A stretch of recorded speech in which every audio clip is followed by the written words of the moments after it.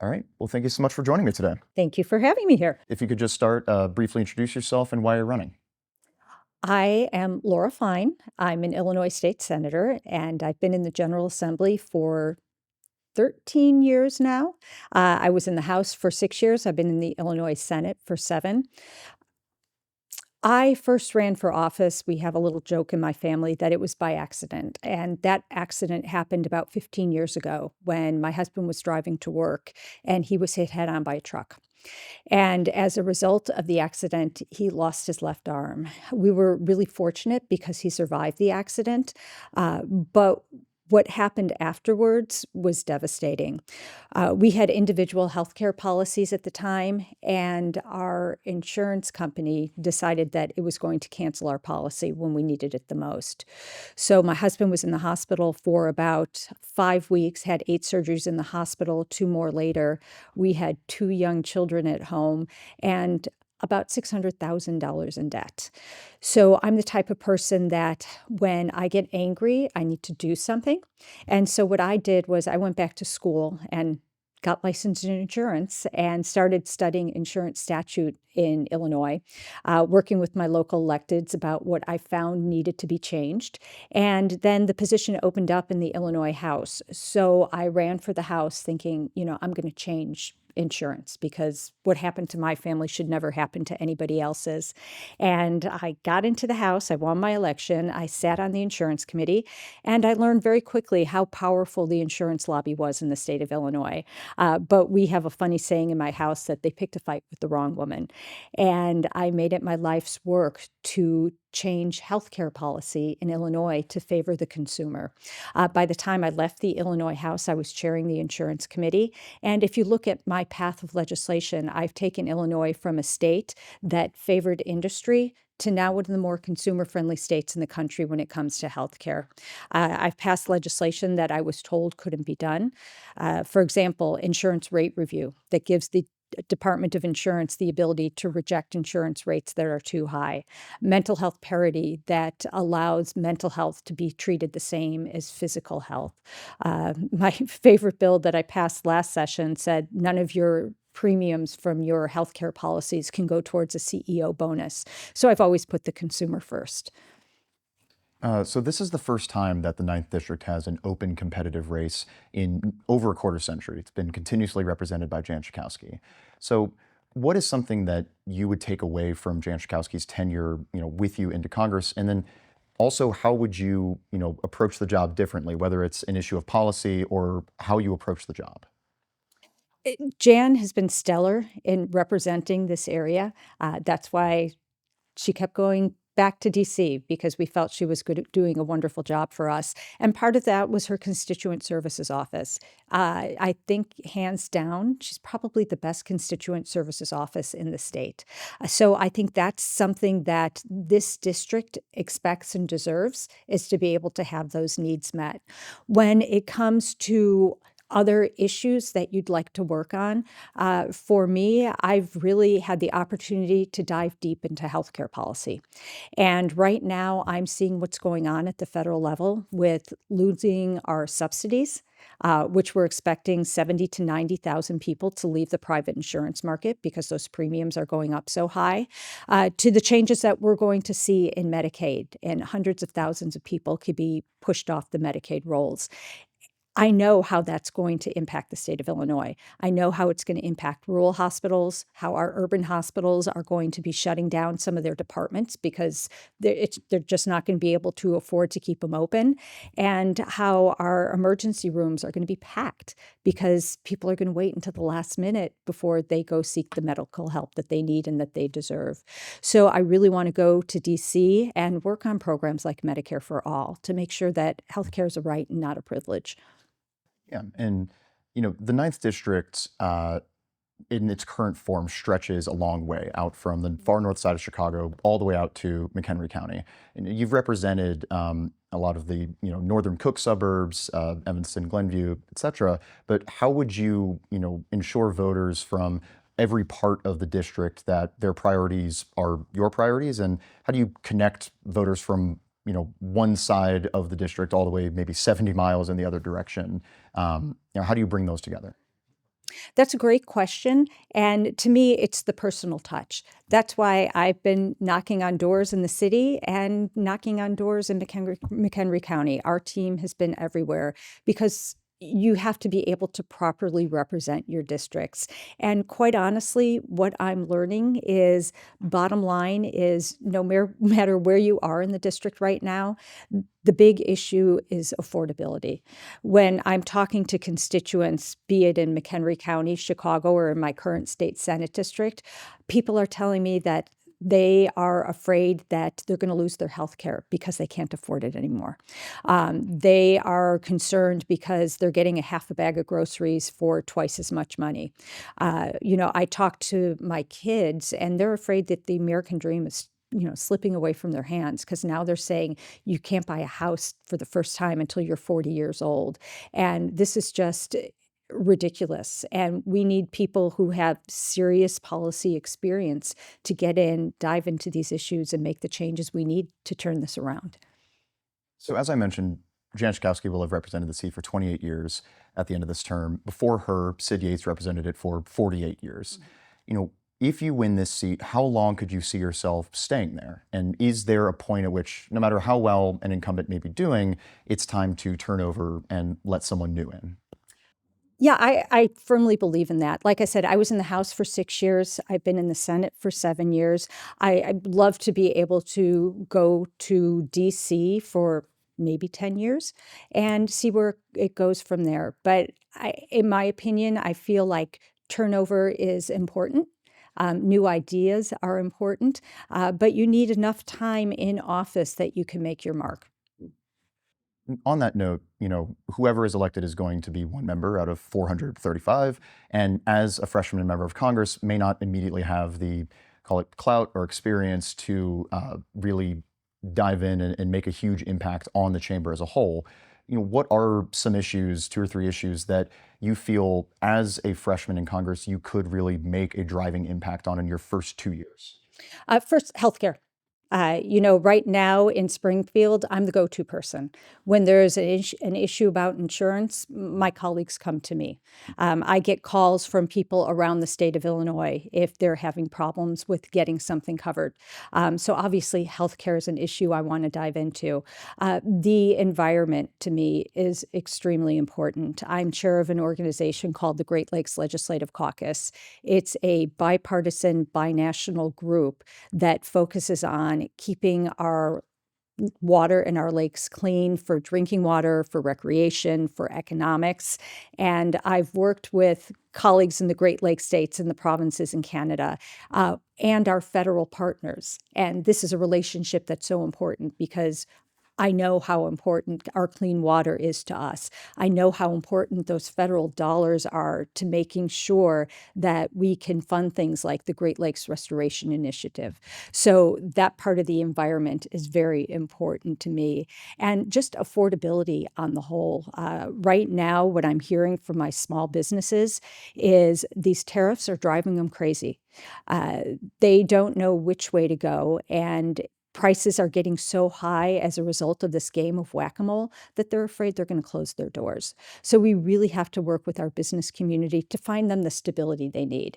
Because between the price of the tariffs and the price of the healthcare, we're going to lose a lot of businesses. They're just going to shut their doors because it's going to be unaffordable. And the Ninth District is historically very progressive. The Democratic field that you're running with and against reflects this. On a lot of issues with the leading candidates, there's not much immediate daylight in where you position yourself. What is a policy position that you feel separates you from the rest of the field? Well, first, my experience separates me from the rest of the field. Right now, I don't think it's time to send somebody to DC who needs training wheels because, let's face it, it's a little bit of a snake pit there right now. And we need somebody who has the experience to navigate that.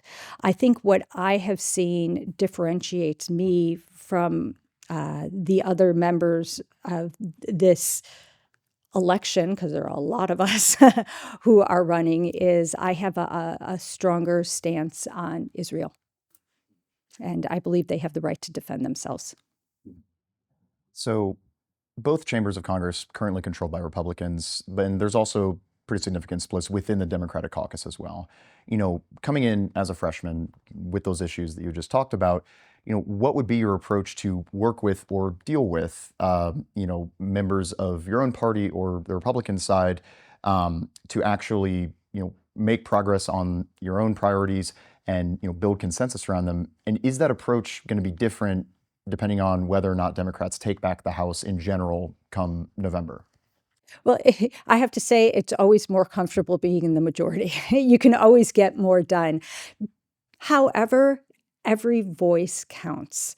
And to me, I have 13 years of experience of working with colleagues both in my caucus who may have different opinions than I do on issues and across the aisle. And I have gained the respect of people in the Democratic Party and the Republican Party for the way that I take on legislation and I'm able to pass a bill.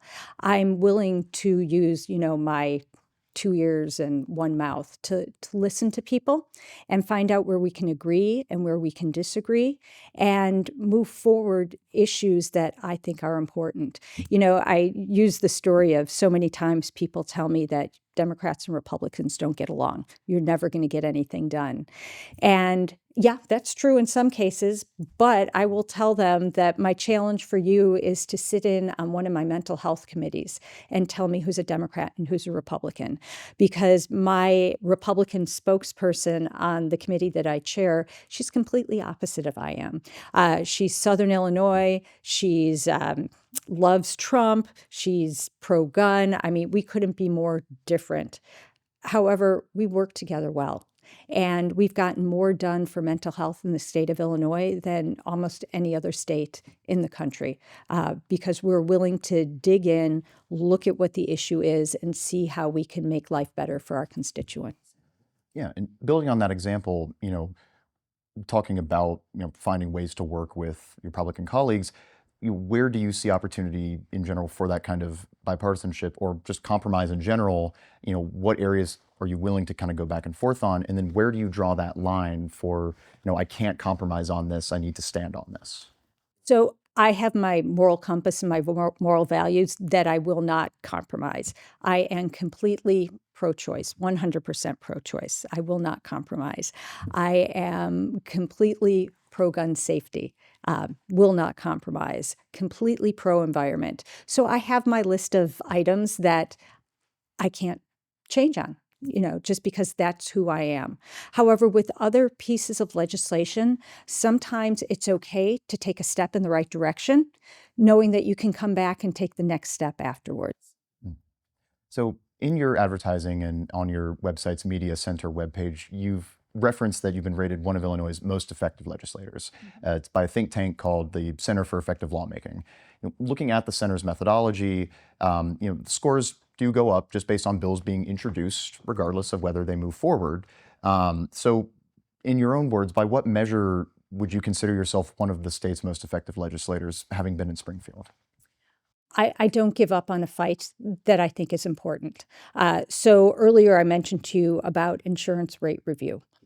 It took me 10 years to pass that bill. I wouldn't give it up because I knew how important it was for people in this state. And my colleagues know that if I'm working on an issue like that I feel is so important, there's a reason why. I've also taken on some really tough issues and brought groups to the table that nobody thought was possible. Not this last session, the session before, I was able to pass carbon capture and sequestration in Illinois. And because I came at it from an environmental side, it has the strongest environmental protections of any legislation in the country. When we brought that bill to the table, it was business, it was labor, it was environmentalists, and I was able to get the job done. So I think people look at me as effective because I'm not afraid to walk away from something that people say is too challenging, and I figure out how to get to us to a win. Going on to DC, in Illinois, we have very strong supermajorities for Democrats in both chambers. It's obviously very different in DC. We kind of already talked about, the difference between majority and minority, but like in a far more divided and kind of thin margin environment, how do you think that approach is going to work when there can be such a gulf between Democrats and Republicans working on these issues in Congress? I mean, like I said, on some issues, you just can't compromise because that's what the issues are. On other issues, you have to listen to people to find out where they're coming from and realize what are the issues that are important to them. Because, and I learned this lesson here in Illinois. What might be important in my community might not be even talked about in Southern Illinois. But in order for that bill to pass, you've got to get legislators in Southern Illinois to vote for that bill. And so, how do those conversations happen? How do you get to the root of it? And how do you get people to support something that might be important to your community that might not even be on their top of their mind? Mhm. So, looking at fundraising, in the most recent financial disclosures, you reported receiving over 1.2 million in the last 3 months of 2025. Um, of your large dollar donations, separating out from small dollar, 92% of those came from outside of Illinois, mostly from California, Florida, New York. Why did your campaign would receive such an influx from out of state? Even looking at previous quarters, you had mostly had large dollars coming from Illinois. What drove that influx over those 3 months?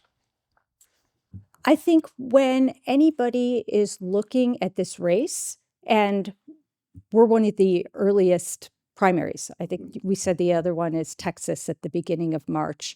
Um, People are looking at this to see, what is the Congress going to look like?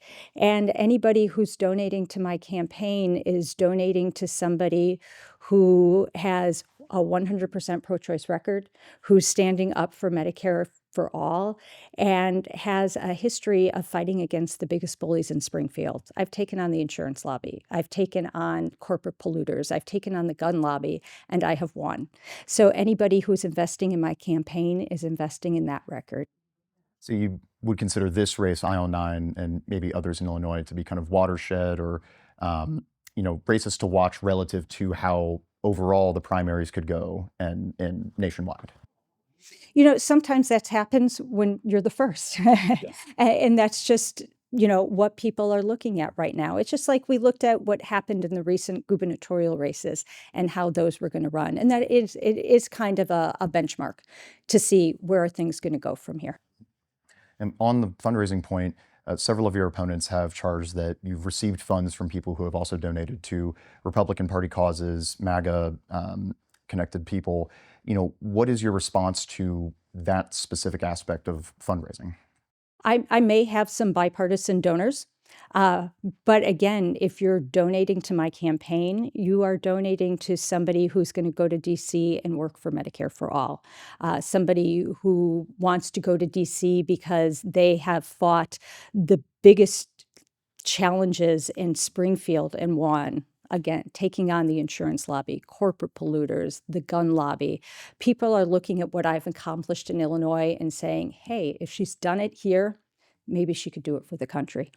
But, with your record understood, do you have any inclination of why such a disparate, kind of separate from the normal base of donors set of people would donate to your campaign? You have to look at everybody in this race, and everybody does have donors from out of state. And we'd have to ask those particular donors, why did you choose these particular candidates to, invest in? Hmm. So you've also received significant attention over the course of the campaign for the support reportedly being provided by AIPAC, American Israel Public Affairs Committee. But at this time, the organization has not publicly endorsed you. At times throughout the campaign, you have put some distance between yourself and them. You've told Loyola, a student newspaper, that you were not seeking endorsements from any Jewish groups. At the same time, there's been reporting that, for example, Michael Tucson, board chair of AIPAC, had held a fundraiser in Los Angeles for you. How do you explain that contradiction between, lack of a public endorsement and reports of like fundraising and other things happening behind the scenes? I'm a Jewish woman who supports Israel. And so I'm not surprised that I have a lot of Jewish donors to my campaign. Okay, but speaking of AIPAC specifically, like Can you tell me, yes or no, if you're aware that AIPAC as an organization is, whether it's soliciting donations or anything else, supporting your campaign? So if they are doing anything, it is as an independent expenditure, and our campaign does not communicate with independent expenditures. Sure. Understanding that, AIPAC does endorse candidates in other races. They are not, or AIPAC PAC does, they are not shy in other races about specifically putting their name out and saying, we support this candidate, and vice versa. Candidates will say, I've been endorsed. If you are receiving AIPAC support, or the organization is supporting your campaign in whatever way, why not come out and say it?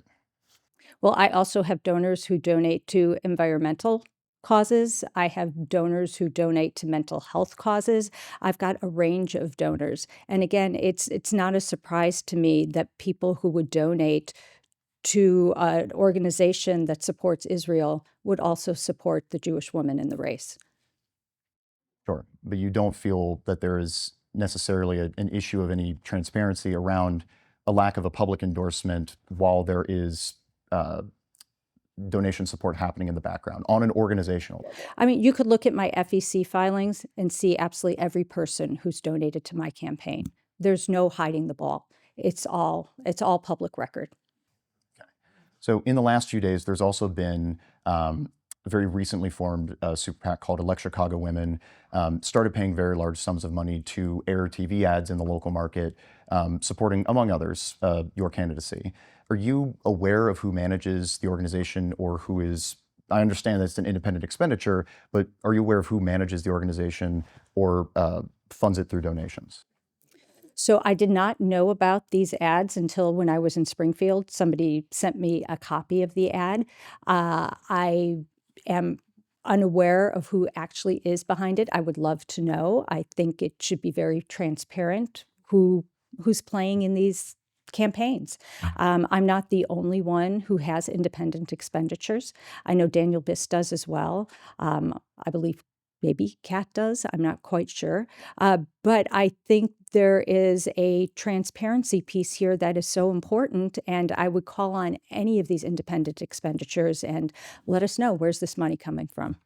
Right. You reference for Daniel Biss, 314 Action has been making independent expenditures. That is an organization that has existed for a number of years and has publicly endorsed him. To your point, would you call on Elect Chicago Women or any other brand new, very recently formed super PACs to disclose their donors and disclose their management ahead of FEC deadlines, understanding that any donation to a super PAC after February 1st isn't legally required to be disclosed until after the election is over? Absolutely. I think that transparency is important. I would like to know who the donors are who are donating to these PACs. So, as we sit here today, as of yesterday, mail ballots are starting to go out to voters across the district, and Lake and McHenry County have started their early voting. As people are making their decision in this race, what do you want them to keep in mind? Well, there's a lot of things. We we have a wide variety of candidates who are, have thrown their hat into this race, and each candidate brings something different to the table. We've got an economist. We've got somebody who works for the FBI. We've got a mathematician. We've got a school board member, a social media influencer. So it is it's quite a wide array of really experience that comes to the table. But what I want people to think about when they go to vote is think about who has not only experience, because experience is important and experience matters, but who is able to get the job done. And I've been able to get the job done. I've gotten to know the people in my district. I've changed laws to better the lives of people in my district. And I've stood up to the biggest bullies we have and won for the people in my district. And I want people to remember that when they go to the ballot box, that I will have their backs when I go to Washington. All right. Thank you so much for joining me today. Thank you.